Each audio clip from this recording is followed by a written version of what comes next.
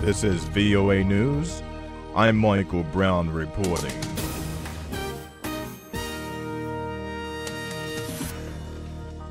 Vice President Mike Pence said Tuesday President Trump is giving serious consideration to moving the U.S. Embassy to Jerusalem. That story and more coming up in just a moment. Our top story at this hour, President Trump and Russian President Vladimir Putin spoke by phone Tuesday, their first such conversation since Russia condemned a U.S. military attack against Syria last month. The White House described the conversation as a very good one. The two leaders discussed the civil war in Syria and the escalating tensions on the Korean Peninsula.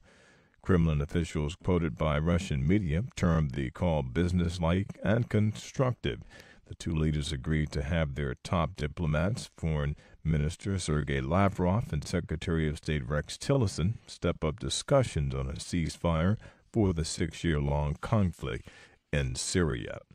The United States is sending envoys to the Russian-sponsored Syria ceasefire talks set to begin Wednesday in the Kazakh capital of Astana.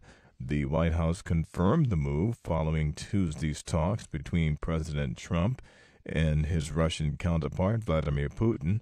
The White House said the leaders also discussed the development of safe zones to achieve lasting peace for humanitarian reasons.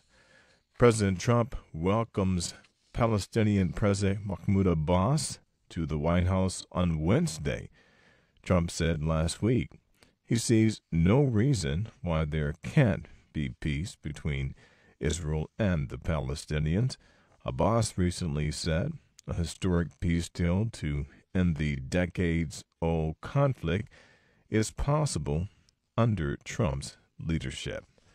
For details on more news, we invite you to join us at our website, that is voanews.com. From here in Washington, this is VOA News. Vice President Mike Pence said Tuesday President Trump is giving serious consideration to moving the U.S. Embassy to Jerusalem from Tel Aviv. Pence also said Trump is committed to ending the long-running Israeli-Palestinian conflict. To be clear, the President is also personally committed to resolving the Israeli and Palestinian conflict. Even now, we're making valuable progress toward the noble goal of peace. And that while there will undoubtedly have to be compromises, you can rest assured, President Donald Trump will never compromise the safety and security of the Jewish state of Israel, not now, not ever. Moving the U.S. Embassy to Jerusalem is a politically charged act that would anger Palestinians who want East Jerusalem as a future capital and part of their sovereign territory. Such a move would also distance the U.S. from most of the international community, including its closest allies in Western Europe and the Arab world. Trump had pledged during the presidential campaign to move the embassy if elected. The White House says the idea is still under discussion.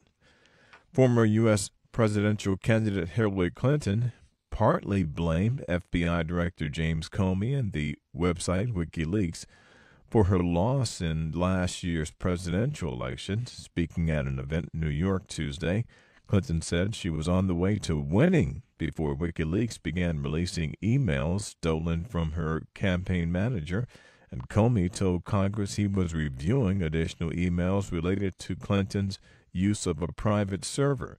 She also hinted of a link between Russia and the Trump campaign. He certainly interfered in our election, and it was clear he interfered to hurt me and to help my opponent.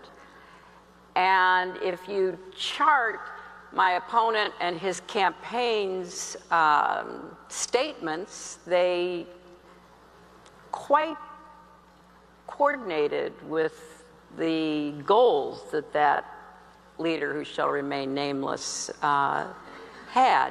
Clinton said she would offer more details and analysis of her electoral defeat in a book she is publishing this fall. An election analysis released this week by a group of top Democratic Party strategists suggests the main reason Clinton lost is because a large number of voters that backed President Obama in 2012 voted for Trump. Greece reached a deal with its European lenders Tuesday for more reforms in exchange for a badly needed bailout installment so Athens could avoid possible bankruptcy. After months of often tough talks, Greek officials agreed to more pension cuts and tax increases. The Greek Prime Minister's leftist government says it is confident Parliament will approve the new round of cuts. Greece desperately needs about $8 billion to meet a debt payment in July or stare a possible bankruptcy in the face. I'm Michael Brown reporting in Washington.